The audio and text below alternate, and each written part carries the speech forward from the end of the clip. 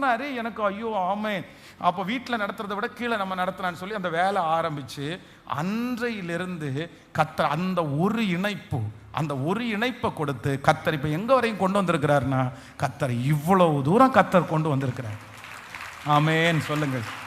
அதை மறக்கவே முடியாது. அப்போ இந்த மினிஸ்ட்ரியினுடைய அந்த ஃப்ரூட்ஸ், அந்த ஆரம்பம் அந்த ஃபேமிலி தான். அந்த ஃபேமிலிக்காக ஆண்டவருக்கு நான் ரொம்ப நன்றி சொல்றேன். வெறும் அவர் பணத்தை மட்டும் கொடுக்கல, அப்புறம் அவருடைய கம்பெனியில் வர சொல்லி இரும்பெல்லாம் தூக்கி கொடுத்துட்டாரு. அந்த தூணெல்லாம் தான் ஃபர்ஸ்ட் போட்டு, அந்த தூணை எடுத்து யூஸ் பண்ணுங்க, அதில் வச்சு நீங்கள் சர்ச்சை கட்டுங்கன்னு சொல்லி அந்த 25,000 பத்தாதுல்ல, அப்படி தான் கட்டணும். அப்போ அந்த சர்ச்சை ஆரம்பித்தோம், கட்டணும். திடீர்னு பார்த்தா வேலை நின்று போயிடுச்சு, கட்ட முடியல. அப்போ அந்த வீட்டில் பக்கத்தில் குடியிருந்தவங்க உள்ள நான் மழை வந்ததுனால உள்ள துணி காய போட்டிருந்தாங்க. சர்ச்சு அப்போதான் நான் ஆசையா அப்போ ஃபர்ஸ்ட் மினிஸ்ட்ரியில் அவ்வளோ விருப்பமா சர்ச்சை கட்டி ஜெபம் பண்ணி கட்டுனா, இவங்க உள்ள துணி காய போட்டிருக்கிறத பார்த்தோன்னா இருதயமே உடஞ்சிருச்சு.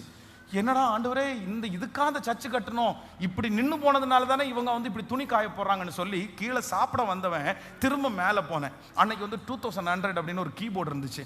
அந்த கீபோர்டில் ஒரு பீட்டை போட்டு ஒரு கார்டு மட்டும் அப்படியே அழுத்தி விட்டுட்டு அப்படியே கத்தி அப்படியே அழ ஆரம்பித்தேன். அப்படியே அழுது கிட்டத்தட்ட காலையில் ஒரு 9 o'clock இருக்கும்னு நினச்சேன். அங்கேருந்து ஸ்டார்ட் பண்ணி 3:30 மணி, கரெக்டாக 3:30 மணிக்கு பார்த்தீங்கன்னா கதவை தட்டுறாங்க ஒருத்தங்க.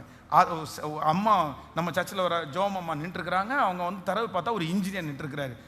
என்னன்னு கேட்டேன், கீழே வாங்க, சர்ச்சு கொஞ்சம் பார்க்கணுன்னு சொல்கிறாங்க, நம்ம கட்டிட்டு இருந்த சர்ச்சு நின்றுருக்குல்ல, பார்க்கணுன்னு சொல்கிறாங்கன்னு கீழே வந்த உடனே அவர் எங்கிட்ட கேட்டார், இனி என்னென்ன வேலை இருக்குன்னு. அந்த இன்ஜினியர் எல்லாத்தையும் எடுத்துட்டு சொல்கிறாரு, ஒன்றும் கவலைப்படாதீங்க, நாளைக்கு வேலையை ஆரம்பிச்சிடலாம் அப்படின்னு சொல்கிறாரு. எனக்கு ஒன்றுமே புரியல. அடுத்த நாள் காலையில் கரெக்டாக 8:30 மணிக்கு பார்த்தீங்கன்னா ஒரு 15 பேர் வண்டியிலேருந்து திப்பு இறங்கி நிறைய மிஷினரிஸ் எல்லாம் கொண்டு வந்து ஒரு 7-8 நாளில் தரை போட்டு க்ளீன் பண்ணி சர்ச்சை ஃபினிஷ் பண்ணி கதவு போட்டு சாவி என் கையில் கொடுத்துட்டாங்க. அவ்வளோதான் டெடிகேட் பண்ணேன். அதுதான் ஃபஸ்ட்டு திருச்சபை.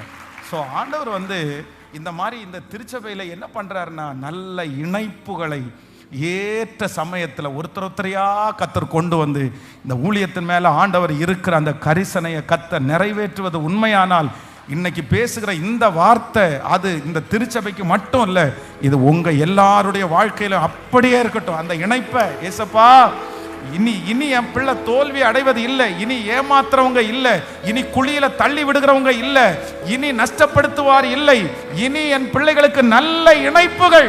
கைகளை உயர்த்தி சத்தமாய் சொல்லுங்கள், இயேசுவே நல்ல இணைப்புகள். சொல்லுங்க. நீங்க ஜெபம் பண்ணுங்க. நீங்க